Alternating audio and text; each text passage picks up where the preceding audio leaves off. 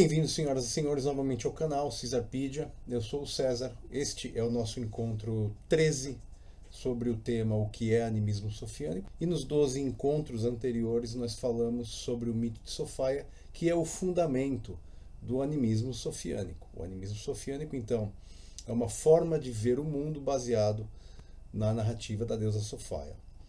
Hoje eu vou precisar de vocês um pouquinho a mais. Nós vamos fazer isso junto, tá?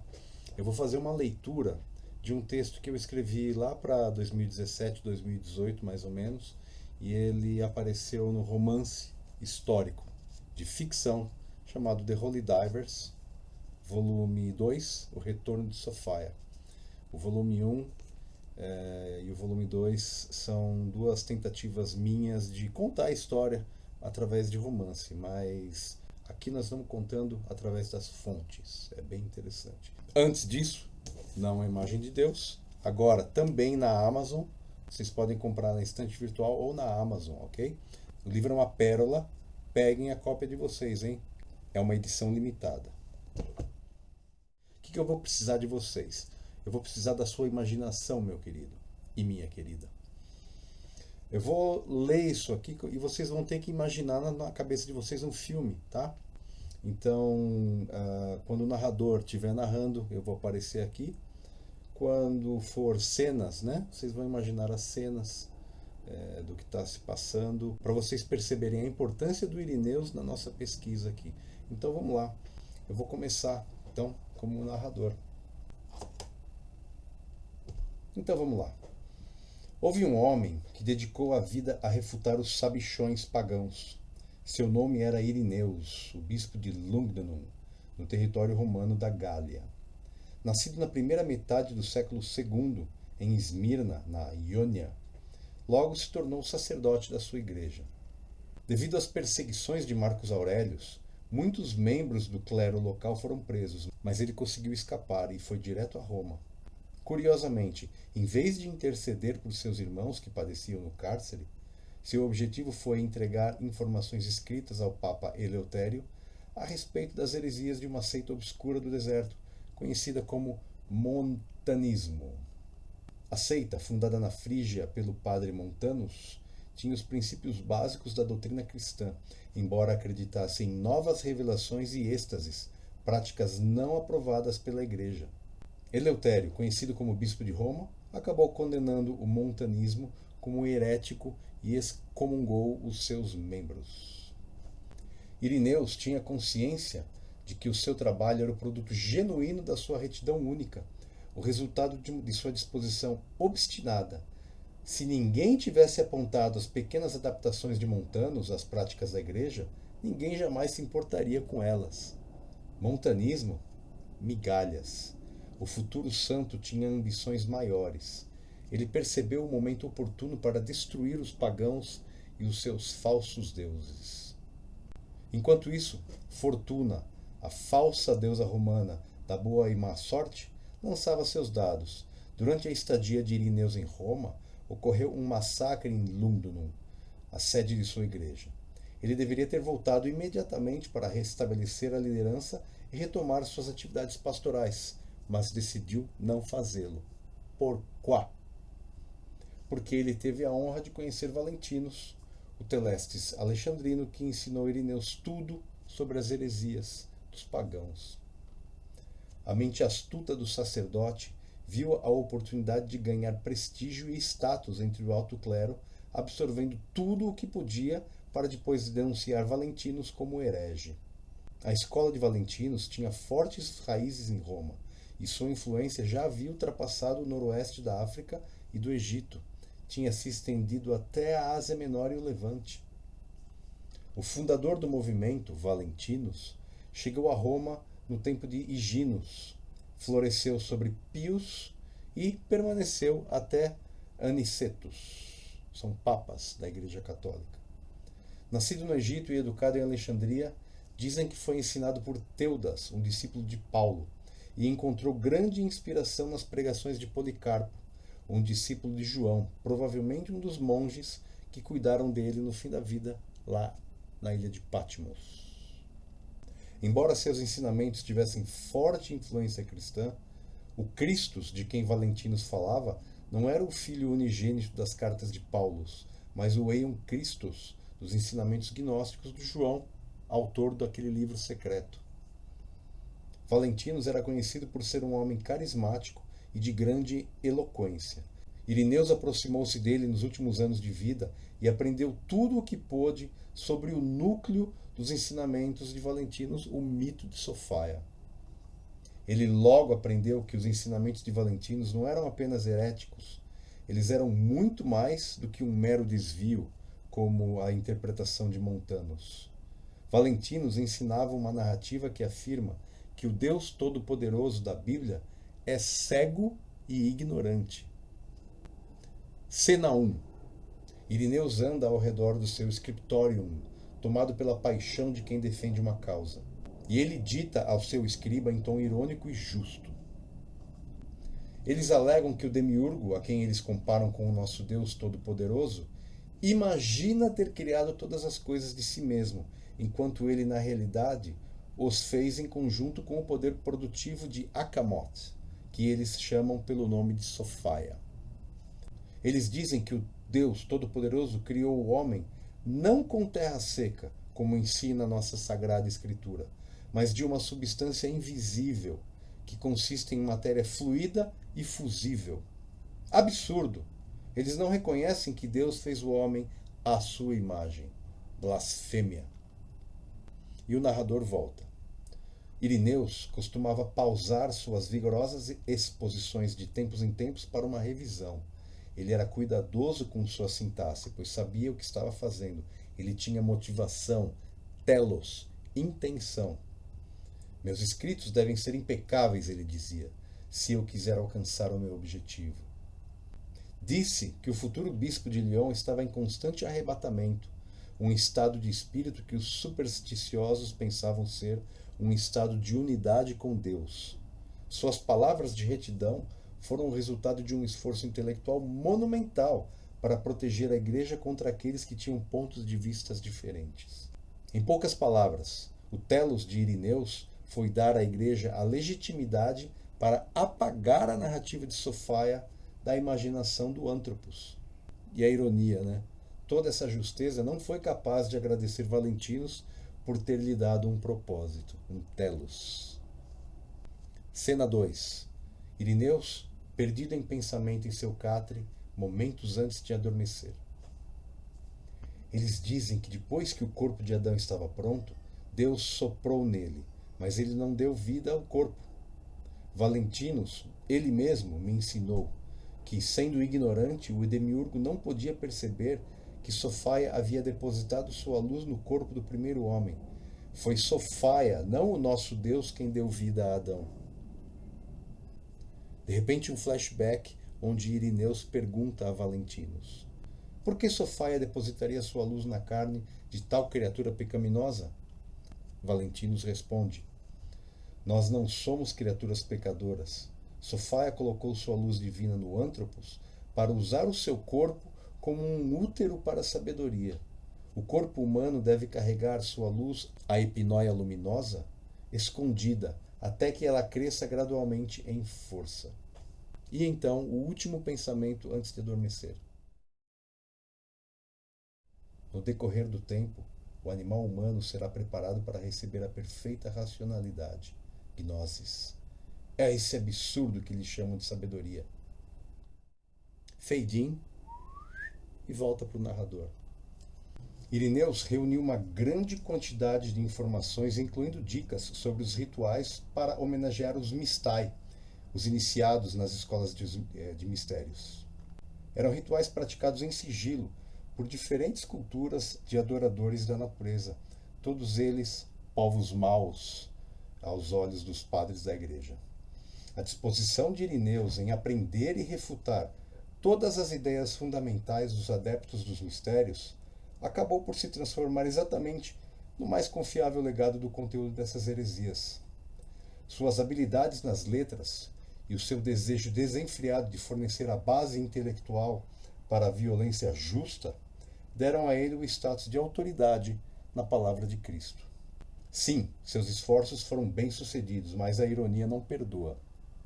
Sua autoridade e o seu livro acabou sendo a fonte mais confiável do mito de Sofia, a base sólida para o renascimento da mesma heresia que eles combateram naquele tempo. Valentinos eram telestes, e ao contrário dos agentes de Deus, os telestai nunca mentem. Honestidade não é um princípio bíblico, é um dom natural do ser humano, nós acreditamos. Podemos ter uma boa margem de certeza de que a inteligência de Irineus registrou a verdade sobre o que pensava Valentinos, filtrando, é claro, o desdém que ele demonstra ao tratar do grande Telestes e das suas ideias. Após sua exposição sobre o conjunto de conhecimento dos valentinianos, Irineus finalmente retornou a Gália para suceder ao mártir São Potinos, morto na repressão romana. Foi então que ele se tornou o segundo bispo de Lugdunum. Durante a paz que se seguiu ao final da perseguição de Marcos Aurelius, o novo bispo dividiu suas atividades entre deveres de missionário e ideólogo. É sem dúvida um intelecto superior e incansável na construção da igreja.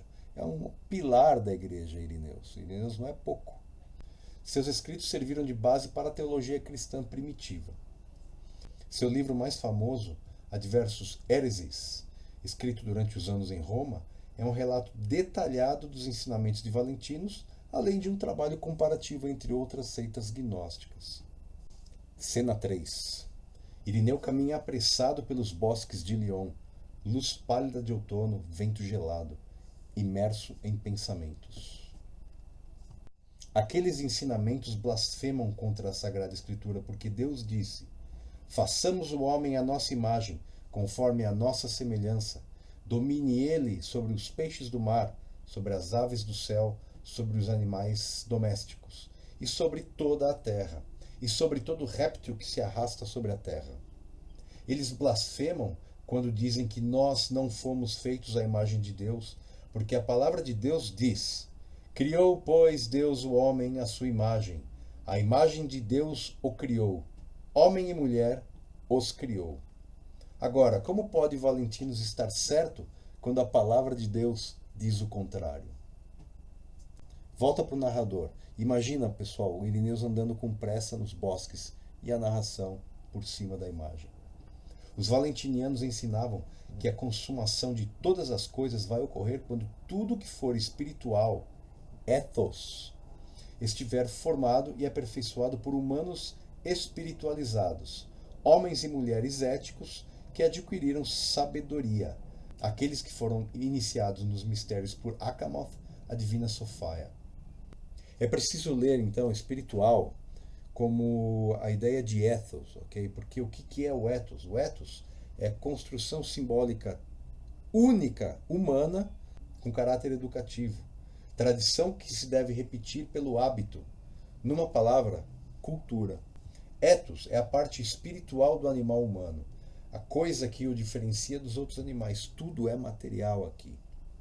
A cultura de viver segundo a história da deusa caída, por exemplo, né, a vida em simbiose com os outros animais não humanos, consertar os seus erros, ser honesto, essas coisas são princípios de conduta humana que, apesar de serem naturais para o homem, precisam ser reforçados pela tradição. O exemplo do ato é o ensinamento ético. Então a tradição é uma coisa espiritual, é cultural, é ethos. Quando o homem espiritual estiver com a sabedoria, né?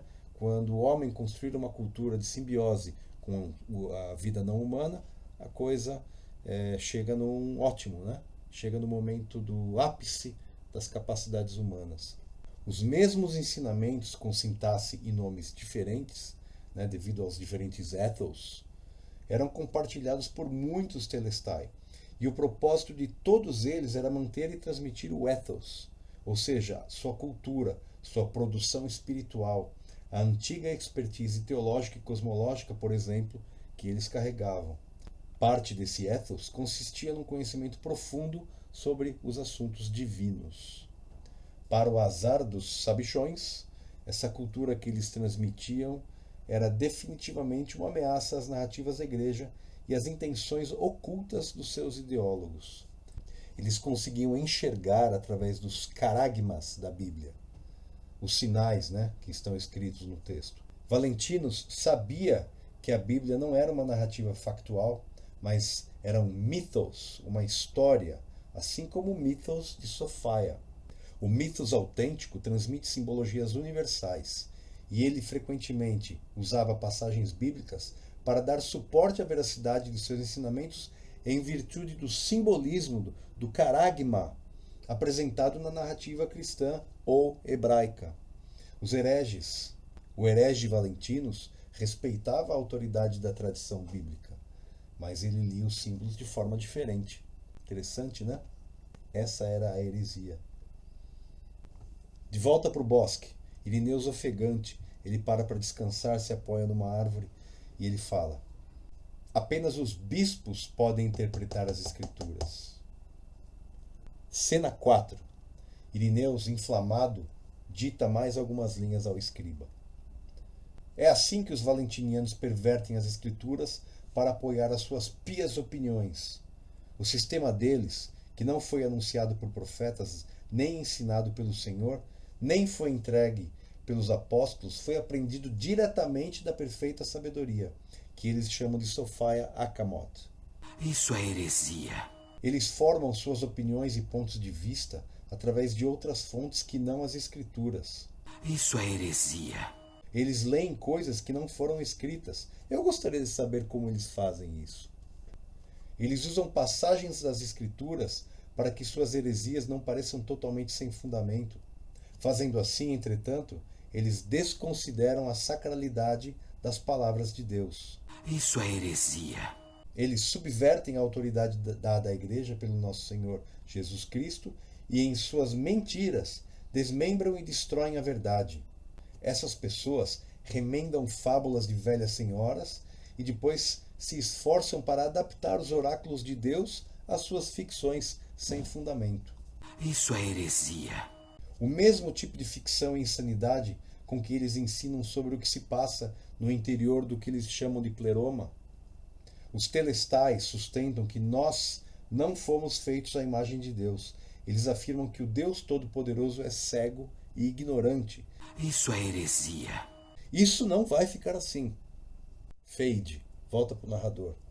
Os iniciados dos mistérios eram indivíduos educados, versados em várias áreas das faculdades humanas. Os seus métodos de promover o potencial humano até os limites não eram apreciados pelos fanáticos cristãos, que rezavam para não encontrar esses caras na rua, esses sabichões, esses smart asses, porque senão eles iam levar uma lavada intelectual. Os iniciados nas escolas de mistérios sabiam que o Deus da Bíblia não é um Deus, mas um ser cósmico muito poderoso, sem empatia por qualquer tipo de vida e com uma baixa autoestima terrível. Os Telestai também vieram a público e declararam, mas de forma um pouco diferente: isso não pode ficar assim. E então eles quebraram os seus votos de silêncio e saíram em público com a mensagem: o seu Deus é insano. Os fundamentos da fé cristã, ou seja, a condição pecaminosa da humanidade e as promessas de salvação, eram facilmente desmantelados por qualquer telestes. Os padres da igreja sabiam disso, e a única maneira de calar-lhes a boca era escondendo-se através das escrituras sagradas como prova de retidão e autoridade. Irineus apareceu com os princípios da sucessão apostólica, no qual ele proclamou que os bispos da igreja são conhecidos desde os apóstolos e que eles fornecem o único guia seguro para a interpretação das escrituras. Os bispos abraçaram essa santa verdade com os seus corações e toda a arrogância que a posição de autoridade pode oferecer. Irineus também foi o primeiro a fundir os antigos relatos judaicos com os novos evangelhos de Jesus, reivindicando a unidade de ambas as narrativas. E não foi apenas Irineus quem colocou os seus esforços a serviço da igreja. As heresias coletadas e registradas por outros sacerdotes justos, todas influenciadas por este último, aumentam os registros do pensamento desses pagãos malvados. O livro Adversus Homines Hereses, do pseudo-Tertuliano, provavelmente uma tradução latina da obra perdida de Hipólitos Sintagma, é a primeira fonte a mencionar a seita de mistérios dos Ofianos e a sua conexão com as serpentes. Em consonância com a obra de Irineus, o livro diz que eles exaltavam a serpente e a preferiam a Cristo, e que Cristo não existiu em substância de carne. A salvação da carne, portanto, não era para ser esperada. Isso é heresia. Eles diziam que a partir do Supremo Éon, o Pleroma, emanaram vários outros Éons e que todos eles se opuseram a Yaldabaoth. Epifânios alegou que os Ophians não preferiam a serpente a Cristo, mas que ambos eram idênticos. Isso é heresia. Os cainitas magnificavam Caim e defendiam que o admirável e grande Judas, o traidor, observando que Cristo desejava subverter a verdade, o traiu, a fim de que não houvesse possibilidade de a verdade ser subvertida. Que baita heresia, hein? Isso é heresia. Os carpocrates e os serintos reivindicavam que Jesus, o Cristo, era um mero ser humano da semente de Yosef, mas superior acima de todos os outros na prática da retidão. Era um zelotão. Isso é heresia. Teódotos ensinou que o próprio ser humano Cristo era inferior a Melquisedeque, pois Cristo age para os seres humanos, sendo feito seu deprecado e advogado, enquanto Melquisedeque o faz para os anjos e as virtudes celestes. Isso é heresia. O Panarion de Epifânios de Salamina, escrito por volta de 375 d.C., é um trabalho em 3 volumes contendo as heresias de 80 seitas, às quais ele atribuiu simbolicamente animais selvagens ou cobras. Panarion significa baú de remédio para as vítimas de mordidas de animais selvagens. E como ele escreveu, para corresponder a estas serpentes e bestas, eu darei tantos argumentos como antídotos para neutralizar o seu veneno. Sua intenção era converter e proteger, identificando doutrinas erradas, para que seus companheiros cristãos pudessem manter-se longe delas e convencer da verdade aqueles que tropeçaram nessas doutrinas. Marcion de Pontus, Lucan, Apeles, Tatian, os Nicolaitans, os Catafrigians, os Cataproclans, Cataquinetans, Teódotos de Bizantino, Blastus, Praxeas, etc. A lista de hereges é imensa, e a obsessão dos justos em registrar tudo com detalhes mostra que a maioria desses ensinamentos tinha o mesmo fio condutor, com nomes diferentes. A grande fonte de tudo, com o papel de originator, os Aeons no papel de generators, o Pleroma, que é a casa dos Aeons, a queda de Sophaia, o surgimento de Yaldabaoth, a metamorfose de Sophaia em Gaia, a Mãe Terra, e notavelmente o termo Christus all over it. A descrição exata da realidade é o seguinte: livros como os de Irineus e de Epifânios e Tertuliano pretendiam doutrinar e impor o medo ao rebanho de ignorantes, falando de coisas que eles não entendiam. E também, obviamente, suprimir a narrativa do Aeon Sophaia e apagar a ideia de que a natureza é divina. Em suma, esse foi o maior esforço coletivo da história da humanidade para distorcer, demonizar e finalmente obliterar uma narrativa. E o foco de ataque foi a narrativa mais linda que existe sobre a origem da própria humanidade. Fade out, the end. E é isso. Essa é a short story. Eu espero que a imaginação dos senhores e das senhoras tenha sido ativada. É uma história que, é claro, romantizada, mas os fatos são esses. Tudo que foi diálogo, tudo que foi pensamento de Irineus foi tirado do texto Contra as Heresias. Então, a ideia foi passada. Eu vou passar para vocês uma quick biography do Irineu, né, para a gente encerrar esse dossiê dessa figura tão importante para o gnosticismo, que é o Irineu de Leão. A sua biografia é pobre de informações e exatidão. A data de nascimento é incerta. Acredita-se que ele tenha nascido na primeira metade do século II em Esmirna, na província romana da Ásia Menor proconsular, a parte mais ocidental da Turquia, né, by the sea. Alguns estudiosos sustentam que Irineus nasceu entre os anos 115 e 125, enquanto outros acreditam que ele tenha nascido em 130 a 142 depois de Cristo, né? E tudo que sabemos sobre ele é obscuro. Mas uma coisa é certa: Irineu, ainda muito jovem, foi um attendant das palestras de Policarpo de Esmirna. Policarpo, por sua vez, segundo uma tradição atestada por Pápias de Hierápolis, pelo próprio Irineu e por Tertuliano, fora discípulo de João, o Evangelista. O livro mais famoso de Irineu é o seguinte: sobre a detecção e refutação da chamada gnosis, conhecido popularmente como Contra as Heresias, que nós usamos aqui. É um livro que foi escrito por volta de 180 depois de Cristo. É um ataque minucioso ao gnosticismo, especialmente ao sistema proposto por Valentinos, cujas ideias eram consideradas uma séria ameaça à igreja primitiva. Como um dos primeiros grandes teólogos cristãos, ele enfatizava os elementos da igreja, especialmente o episcopado, as escrituras e a tradição. Os pilares de Irineu foram escritos e desenvolvidos por ele mesmo e uma sucessão de outros eruditos comprometidos com a igreja, ou seja, os próprios pais da igreja legitimaram suas autoridades e as tornaram não contestáveis.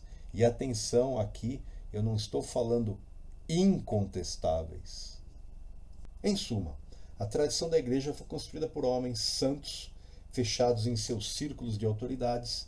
Irineu de Leão escreveu que a única forma de os cristãos se manterem unidos era aceitarem humildemente a autoridade doutrinária dos concílios episcopais. Em seus escritos, lemos os primeiros indícios do ethos católico da primazia papal. O tamanho da sua influência na história humana é tal que até hoje as palavras da autoridade espiritual suprema da Igreja Católica ainda são levadas a sério pelos verdadeiros devotos. Mas, como disse o responsável pelo retorno da maior das heresias, a influência e longevidade de uma ideia não implica na sua veracidade. Irineu também foi a testemunha mais antiga do reconhecimento do caráter canônico dos 4 evangelhos. Ao refutar os hereges valentinianos, Irineu demonstra uma capacidade intelectual superior e um extraordinário conhecimento das Escrituras, em especial os 4 evangelhos. As igrejas católica e ortodoxa consideram-no santo, título que também é reconhecido pelos protestantes anglicanos e luteranos. Sua data é comemorada em 28 de junho, mas a igreja ortodoxa prefere o 23 de agosto. Em 21 de janeiro agora de 2022, o Papa Pepe, nosso querido Francisco, assinou um decreto que concedeu a Santo Irineu o título de Doctor Unitatis, incluindo o santo oficialmente na lista dos doutores da igreja. Esse é o dossiê Irineu de Leão. Eu espero que os senhores compreendam a importância desse cara para o ressurgimento da heresia que ele mesmo combateu, com tanto afinco e com uma capacidade intelectual rara na época, porque o que ele escreveu não é para qualquer um escrever. Então é isso. Um grande abraço. Espero vê-los no próximo encontro, onde discutiremos diretamente aí a questão do animismo sofiânico como modo de ver a vida. Um abraço, até mais.